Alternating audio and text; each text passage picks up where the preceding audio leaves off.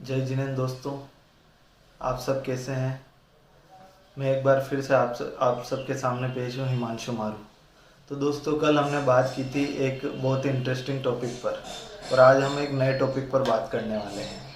तो दोस्तों, आज मैं आपको ये बताऊंगा, इसमें एक छोटी सी कहानी भी होगी, पर मैं आज आपको एक ऐसे टॉपिक के बारे में बताऊंगा कि जब अपनों का साथ होता है तो आदमी क्या क्या कर सकता है, और जब अपनों का साथ नहीं होता है तो आदमी कैसे टूट जाता है। उसी कहानी में आपको दो पार्ट बताऊंगा कि अपनों का साथ होता है तो आदमी कैसे निखर जाता है, और अपनों का साथ नहीं हो तो आदमी कैसे बिखर जाता है। तो ज़रूर देखें ये वीडियो आपको सिखाएगा कि अपनों के साथ के बिना आप कुछ नहीं हैं, आप मिट्टी पर पड़े एक मिट्टी के बूरे के समान हैं। तो दोस्तों, चलिए शुरू करते हैं। ये कहानी है जब श्री राम जी ने रावण की नाभि में तीर मारा और रावण धाराशायी होकर ज़मीन पर गिर गए थे। तो वे अपना अंतिम घड़ी में अपना अंतिम समय में थे। तो उसी समय इधर रावण के यहाँ पर शोकाकुल का माहौल था, सभी दुखी थे। और भगवान श्री राम के यहाँ जब विजय हुई भगवान श्री राम की, तो बहुत खुशी की माहौल था। तो उसी समय भगवान श्री राम ने लक्ष्मण को अपने पास बुलाया और कहा कि रावण बहुत महाज्ञानी है, तुम उसके पास जाओ और कुछ अपना ज्ञान लेकर आओ। तो लक्ष्मण को गुस्सा आया कि प्रभु, वो हमारा दुश्मन है, उसने मेरी माता सीता का हरण किया था, और आप कह रहे हैं मैं उसके पास ज्ञान लेकर जाऊं। लेकिन भैया का आदेश था तो जाना जरूरी था।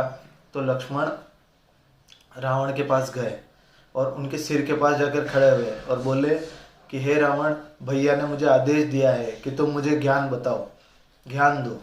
तो रावण को लक्ष्मण की तुनक देखकर गुस्सा आ गया, तो उन्होंने सिर फेर लिया। तो लक्ष्मण को ये देखकर लक्ष्मण को भी गुस्सा आ गया, तो वो वापस भगवान श्री राम के पास गए और बोले कि मैं उस अधर्मी रावण के पास गया तो उसने गुस्से से मुझसे सिर फेर लिया। तो भगवान श्री राम ने बोला कहाँ खड़े थे? तो उन्होंने बोला मैं सिर के पास खड़ा था। तो लक्ष्मण ने बोला अगर मैं सिर के पास खड़ा नहीं रहूँगा तो वो जो बोलेंगे वो मुझे सुनाई कैसे देगा। तो छोटे भाई का यह मजाक भगवान श्री राम को पसंद नहीं आया, फिर भी वो मुस्कुराए और वे खुद रावण के पास गए। तो रावण के चरणों में बैठे उनको वंदन किया और पूछा कि हे रावण, आपके पास आप महाज्ञानी हैं, पर आपने एक भूल कर दी, आपने मेरी पत्नी का हरण कर लिया, इस कारणवश मुझे आपका वध करना पड़ा। पर आप महाज्ञानी हैं, तो जाते जाते आप मुझे कुछ ज्ञान की बातें सिखला जाइए। तो उस समय रावण ने कहा कि हे श्री राम, पहली बात तो है कि तुमने अपने भाई को सिखा दिया कि विनम्र कैसे बना जाता है, और गुरु के पास कुछ ज्ञान लेने आए तो हमेशा उनके चरणों में बैठा जाता है। ठीक है, तो आगे चलते हैं। तो रावण ने कहा कि दूसरी बात ये कि मैं तुमसे, राम तुम क्यों जीते तुम जानते हो? तो राम ने कहा क्या, क्यों जीता आप बताइए। तो रावण ने कहा मैं दुनिया में सबसे श्रेष्ठ हूँ, तीनों लोकों का विजेता हूँ, बलवान हूँ, ज्ञानी हूँ, ये बोला। तो भगवान श्री राम ने बोला कि आप मुझे वो वजह बताइए कि मैं क्यों जीता और आप क्यों हारे।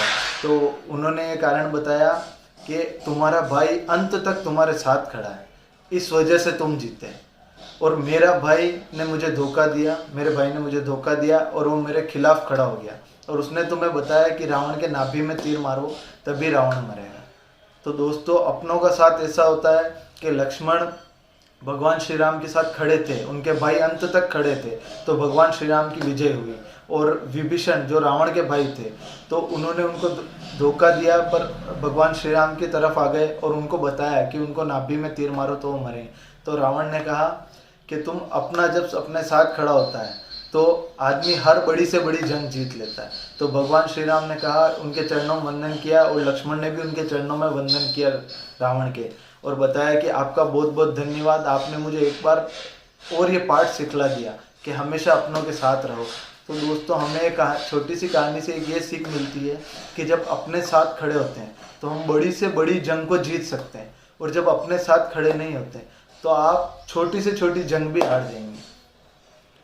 और हमेशा गुरु के पास अगर ज्ञान लेने जाते हैं तो उनके चरणों में बैठा जाता है, कुर्सी पर या उनके सामने उनके बराबर बैठकर आप ज्ञान नहीं ले पाएंगे कभी भी। तो गुरु के पास जाएं तो आप हमेशा उनके चरणों में बैठे, उनके आशीर्वाद से ही आपके अंदर एक अलग ही ऊर्जा संचारित होगी।